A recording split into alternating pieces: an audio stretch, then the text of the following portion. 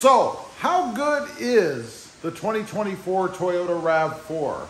We've got one here. It's sitting right outside. I bought this a few weeks ago, and I figured I'd run through what the talking heads out there say about it, particularly U.S. News. I think it's U.S. News and World Report, something like that.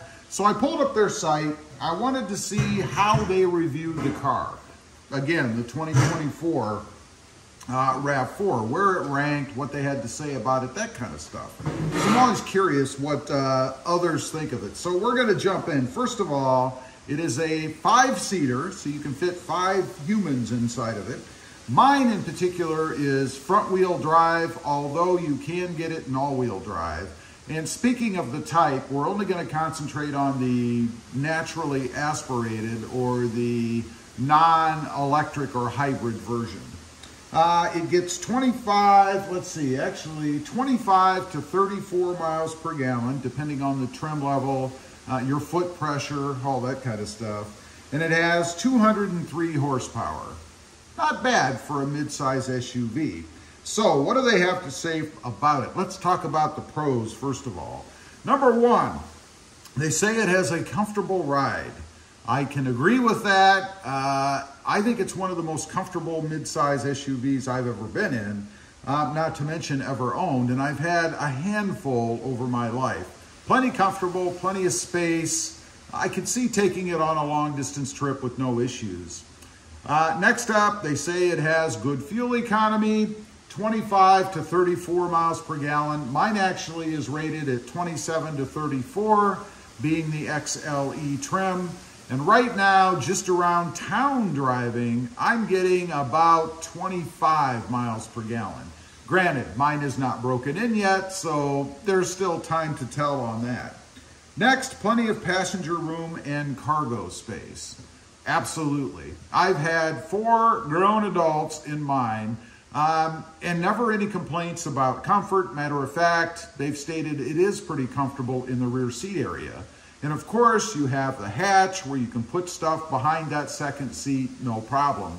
One thing I want to point out about the rear seats, the back of the seats actually can be adjusted one little notch back, if you will, to give a little bit of an angle for even more seat comfort back there. My biggest complaint about any SUV or back seat period that I've ever been in is that they sit too straight up and down. You can never get comfortable. Not so in the Rav4. You just pull up on the little handle like you would use to put the seat down, except push it back that one notch. Next up, long list of standard features. I can't speak to all of the features in maybe the higher trim levels, but I can say that the XLE has everything I would need in it. The infotainment system is good. I would say it's fine, better than adequate. It has Bluetooth connectivity, of course, Android Auto, Apple CarPlay, all that stuff. The radio sounds good, easy to see, easy to manipulate. No issues with any of the tech in it or any of the other features. A couple of things I want to mention when it comes to tech. You do have the choice of changing the gauge cluster from an older-fashioned analog look to a more digital kind of look with a number readout for the speed limit. I really do appreciate that, or I should say the speed that you're going. And the rear tailgate hatch is adjustable. So if you're really tall, you can get it to go up as high as it'll go, or if you're maybe shorter, you can have it down a little bit lower so that you can push that button to go ahead and have it disengage. A really nice feature and pretty darn easy to adjust. Now, cons. They do say there is a con. It's only one, and that is loud engine noise.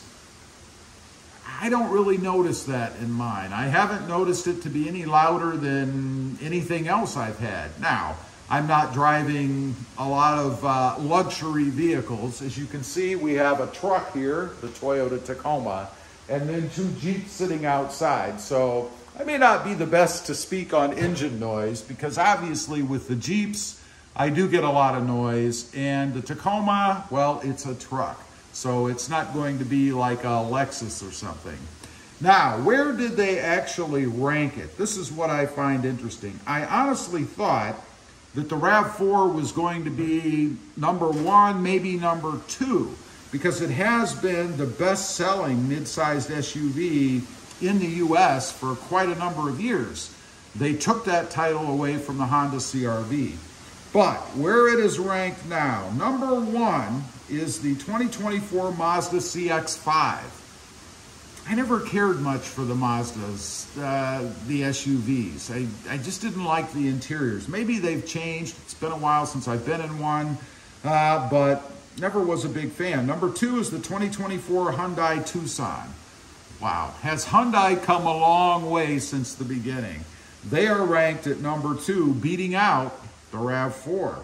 Number 3 is the 2024 Subaru Forester. I'm not a big fan of Subarus, I guess, except maybe the WRXs or something, you know, the little rockets. The last one I drove was pretty industrial inside, a lot of hard materials, looked pretty antiseptic. Is that the right word, anesthetic? It looked pretty pedestrian to me on the inside. Number 4 is the 2024 Ford Bronco Sport. Now, honestly, I've never been in a Ford Bronco. Of course, they're new, so I can't really speak to that, but US News, they rate them at number 4. Tied for number 4 is the 2024 Kia Sportage. Again, the Hyundais, the Kias, it's amazing how far they've come. It reminds me of the Hondas back in the day. When they first came out, they were horrible. Now look at where they are, or at least where they were. We still haven't come across the CR-V in this little survey. And then number 6, finally, is the Honda CR-V 2024. So they've dropped from number 1 just a few years ago, now down to number 6. Now you may be wondering, where is the CR-V? Let's keep going. Tied for number 6 as well is the 2024 Mazda CX-50. I don't know that I've heard of the Mazda CX-50. That's interesting. Not a bad looking SUV, I don't think. I've seen a few on the road. I do think they're pretty nice looking. Number 6, tied, is the 2024 RAV4. So it kind of depends on where it breaks out in the tie. It's a 3-way tie for number 6. Let's just round out the top 10. Number 9 is the 2024 Nissan Rogue. Again, it kind of reminds me of some of the other ones in that it's very pedestrian inside, very industrial looking.